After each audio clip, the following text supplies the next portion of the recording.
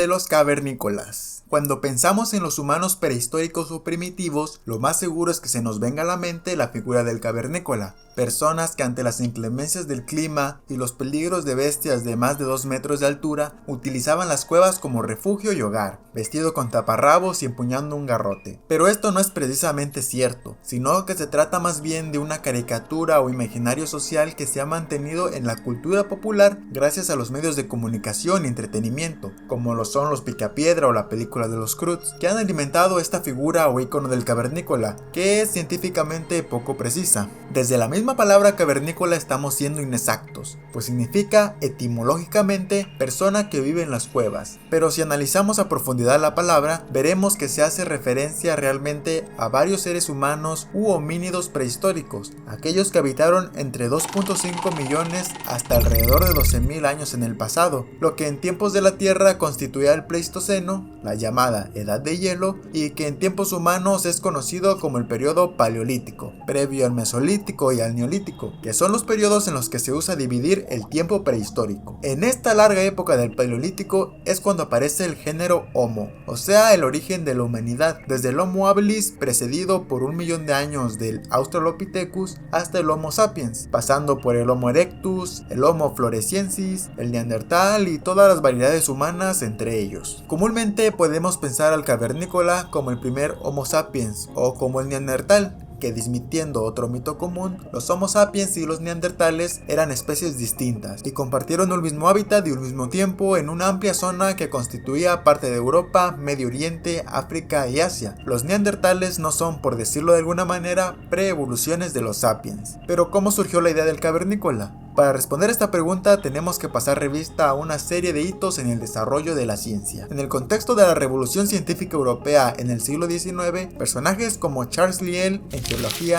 Charles Darwin y Alfred Wallace en biología demostraron que la Tierra y las especies sobre esta tenían una antigüedad muchísimo mayor a la que se creía, mucho más antiguas que las fechas bíblicas que daban el origen a la Tierra hace unos cuantos miles de años.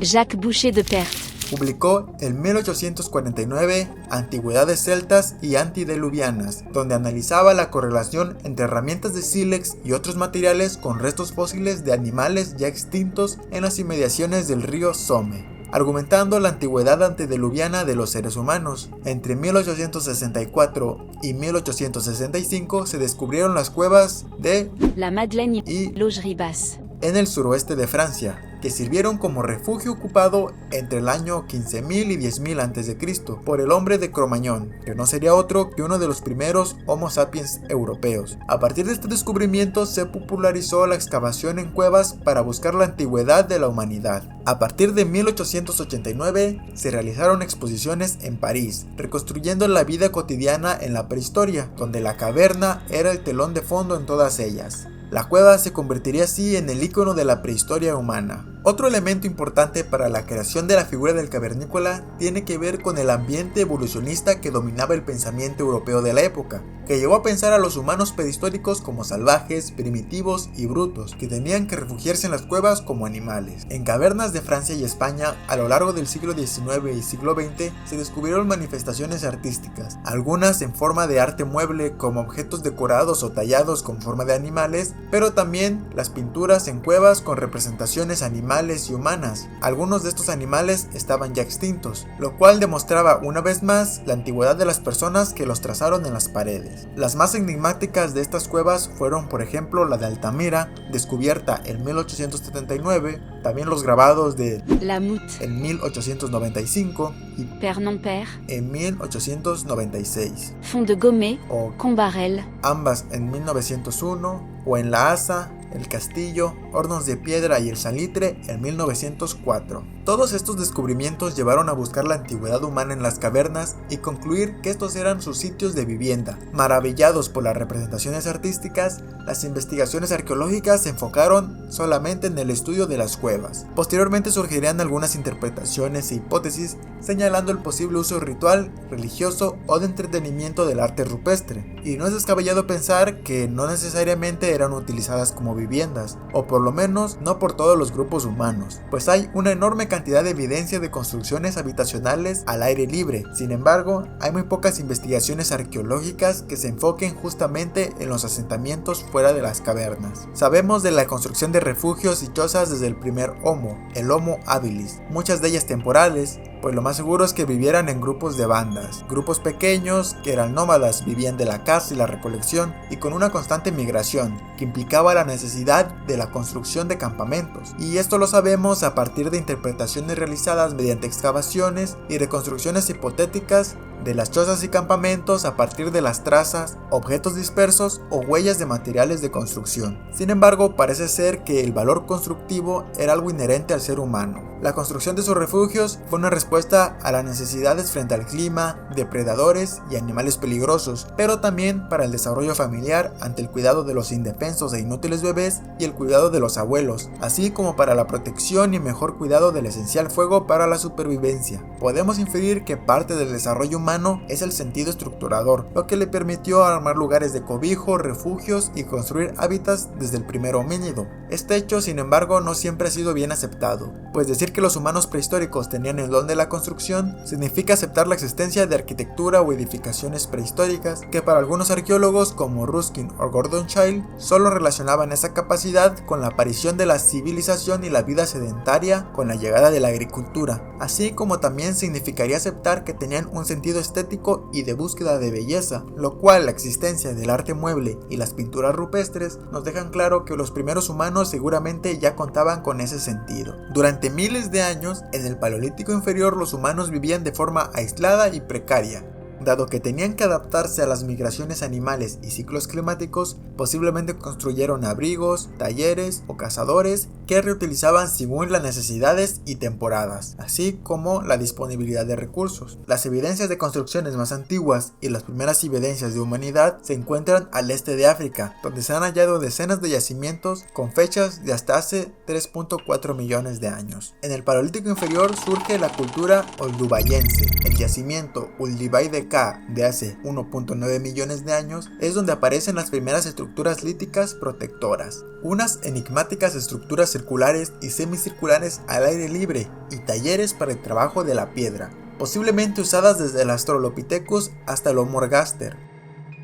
Estas fueron cubiertas por el Homo habilis usando ramas en forma rudimentaria. Los habilis se llamaban habilis por algo, y es que eran bastante habilidosos para el uso de herramientas de piedra, y con sus manitas peludas construyeron refugios para dormir, paraventos protectores para talleres líticos, zonas de descate e instrumentos de caza. Coobifora es otro sitio importante y uno de los principales yacimientos prehistóricos del mundo para el estudio de la evolución humana, donde se han encontrado alrededor de más de 200 cráneos de homínidos desde el Australopithecus hasta el Homo erectus. En este sitio se desarrollaron hábitats en cuevas. Las grutas de Bayonet hace 900.000 años estaban ocupadas por el Homo erectus y en este sitio se encontraron huesos de animales que incluían hienas, bisontes, ciervos y cápridos con evidencia de golpe de herramientas. Hace unos 400.000 años aparecieron construcciones más complejas realizadas por el Homo erectus. Uno de los más enigmáticos se trata de un sitio de 20 cabañas en el campamento temporal de Terra Amata, utilizado por grupos de cazadores de manera estacional, por lo que fueron reconstruidas varias ocasiones. Estaban construidas a base de ramas flexibles clavadas a modo de empalizada en el terreno.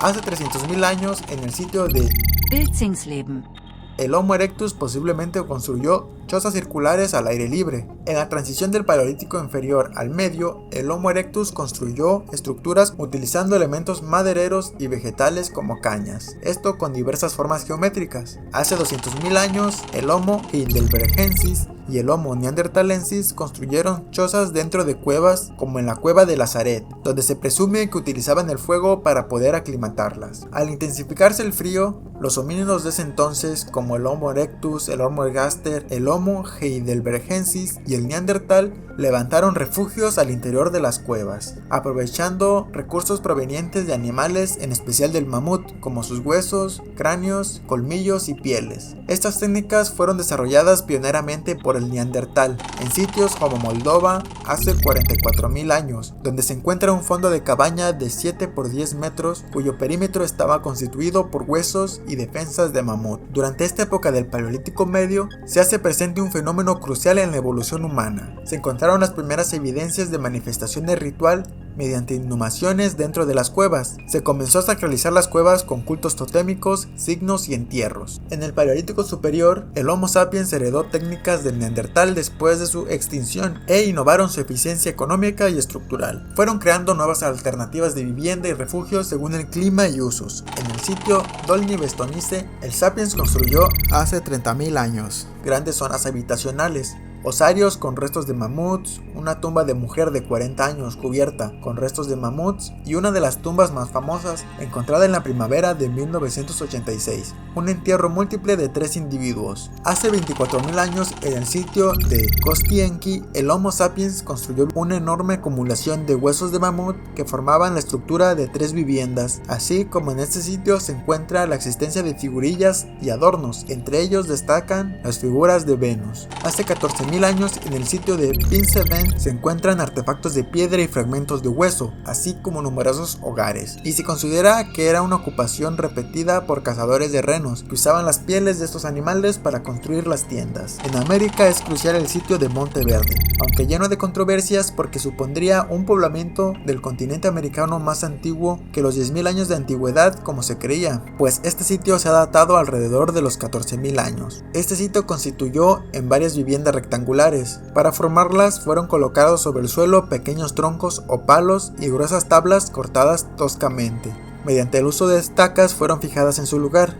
Hace 13.000 años encontramos el sitio Mali de Salt, habitado por el Homo sapiens. Se trata de los últimos momentos del periodo que se conoce como Magdaleniano. Durante este tiempo el yacimiento funcionó sobre todo como campamento residencial de poblaciones de cazadores-recolectores nómadas, que se instalaban de vez en cuando en este lugar.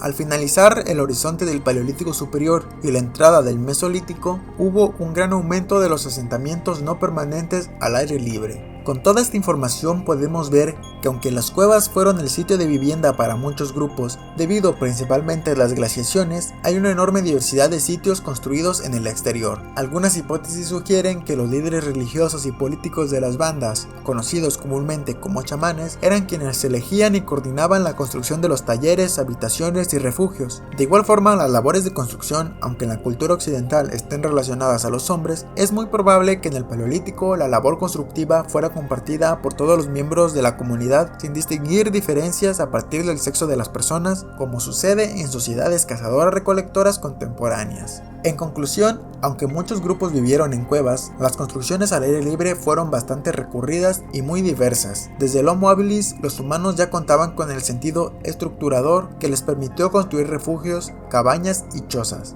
Hay que aclarar también que los materiales de construcción utilizados en ese entonces no sobreviven fácilmente al paso del tiempo, por lo que seguramente la diversidad de construcciones fue mucho mayor a la que tenemos evidencia, mientras que las cuevas generan condiciones que facilitan la conservación de la evidencia de actividad humana. Por otro lado, es fácil identificar que las evidencias presentadas aquí se tratan de sitios principalmente en África. Esto por ser el lugar donde se originó el género Homo y tener las evidencias más antiguas de actividad humana, así como en Europa, porque las potencias europeas cuentan con los recursos y la infraestructura para realizar este tipo de investigaciones, tanto en Europa como en África, a comparación del resto del mundo, donde claramente también hubo presencia humana. La geografía de Europa y África facilitaron la habitabilidad de las cuevas y grutas porque había presencia de esas formaciones terrestres, y el clima así lo demandaba, pero esto no necesariamente sucedía en el resto del mundo. A partir de todo esto, podemos decir que cavernícola es una palabra bastante reduccionista, pues engloba miles y miles de años de antigüedad humana, muchísimo más tiempo del que llevamos viviendo en sociedades históricas. Abarca muchas especies humanas y muchas condiciones culturales y de vivienda, y no solo a los homínidos que habitaron las cavernas europeas. No quiero con esto satanizar el uso de la palabra cavernícola, pues resulta un icono que ha formado a la cultura popular para llamar a toda esa inmensidad de acontecimientos humanos. Solo quiero invitar a reflexionar las implicaciones que lleva este mito del cavernícola, y que nos hace navegar sobre los orígenes mismos de la humanidad y su evolución biológica y cultural sobre la Tierra.